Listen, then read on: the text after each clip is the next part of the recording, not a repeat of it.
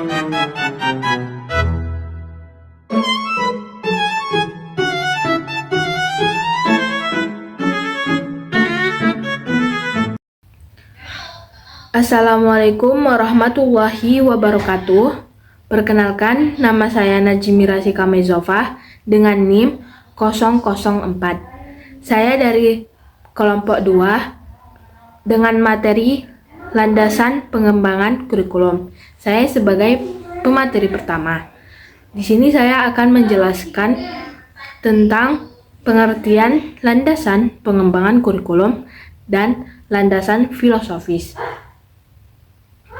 Nah, landasan dapat diartikan sebagai dasar atau pijakan suatu gagasan, asumsi, atau prinsip yang dijadikan dalam mengembangkan kurikulum atau sandaran dalam pengembangan kurikulum. Lebih jelasnya, landasan pengembangan kurikulum ialah dasar atau pijakan yang menentukan arah, isi, metode, dan tujuan dalam pengembangan kurikulum.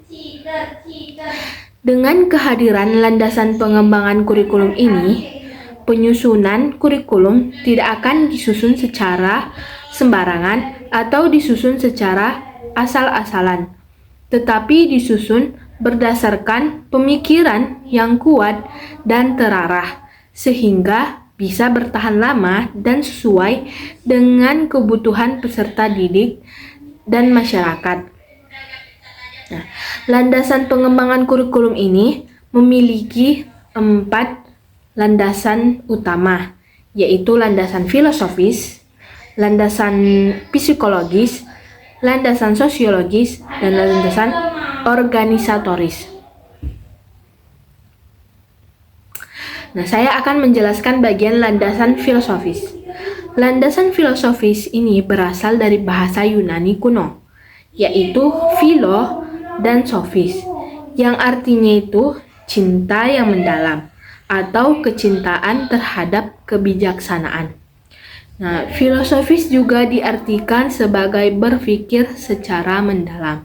Nah, berpikir secara mendalam ini atau berpikir secara strategis ini digunakan untuk menentukan arah, tujuan, isi, metode, dan evaluasi pembelajaran agar sesuai dengan kebutuhan peserta didik atau sesuai dengan nilai-nilai yang diinginkan. Nah, landasan filosofis ini memiliki 3 aliran utama. 3 aliran utama ini sering dijadikan dasar dalam pengembangan kurikulum dan pembelajaran. Nah, apa saja 3 aliran utama landasan filosofis? Yang pertama ada idealisme. Nah, aliran idealisme ini berpandangan bahwa realitas tertinggi adalah ide, nilai, dan pikiran. Dalam pendidikan, idealisme ini menekankan pembentukan karakter dan moral peserta didik. Tujuan idealisme ini dalam pendidikan yaitu mengembangkan akhlak mulia, nilai kebenaran, kebaikan, dan keindahan. Nah, peran guru di sini sebagai teladan dan sumber nilai. Yang kedua ada realisme. Nah, realisme ini memandang bahwa realitas bersifat objektif dan dapat dipelajari melalui pengalaman inderawi. Pengetahuan diperoleh dari fakta dan hukum alam. Nah, tujuan realisme dalam pendidikan ini mengembangkan kemampuan intelektual berdasarkan fakta dan ilmu pengetahuan. Nah, peran guru sebagai penyampai pengetahuan yang sistematis. Yang ketiga dan terakhir yaitu pragmatisme. Nah, pragmatisme ini berpegangan bahwa kebenaran diukur dari manfaatnya dalam kehidupan nyata. Pendidikan harus relevan dengan kebutuhan peserta didik dan masyarakat. Tujuan pendidikan dari Pragmatisme ini mempersiapkan peserta didik agar mampu memecahkan masalah dalam kehidupan. Nah, peran guru di sini sebagai fasilitator dan pembimbing. Kesimpulan singkat dari 3 aliran utama filosofis ini yaitu idealisme fokus pada nilai dan moral, realisme yaitu fokus pada fakta dan ilmu, pragmatisme yaitu fokus pada manfaat dan pengalaman. Nah, di Indonesia sendiri filosofis ini berpegangan pada Pancasila. Nah, apa pentingnya landasan filosofis dalam pengembangan kurikulum? Nah, pentingnya landasan filosofis dalam pengembangan kurikulum adalah sebagai dasar pemikiran dan arah utama dalam menentukan tujuan, isi, serta pelaksanaan pendidikan.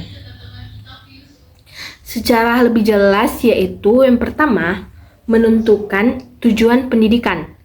Landasan filosofis membantu merumuskan tujuan pendidikan yang ingin dicapai, seperti pembentukan karakter, pengembangan kecerdasan, dan kesiapan peserta didik menghadapi kehidupan masyarakat.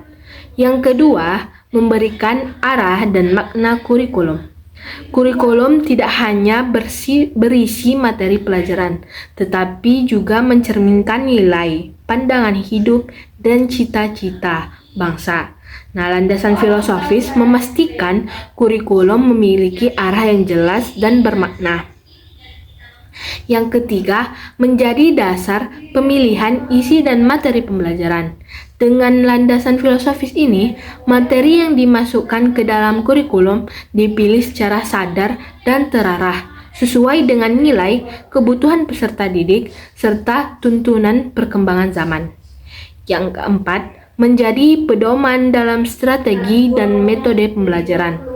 Pandangan filosofis memengaruhi cara belajar mengajar. Misalnya, apakah pembelajaran berpusat pada guru atau peserta didik, serta bagaimana peran pengalaman, nilai, dan penalaran dalam proses belajar.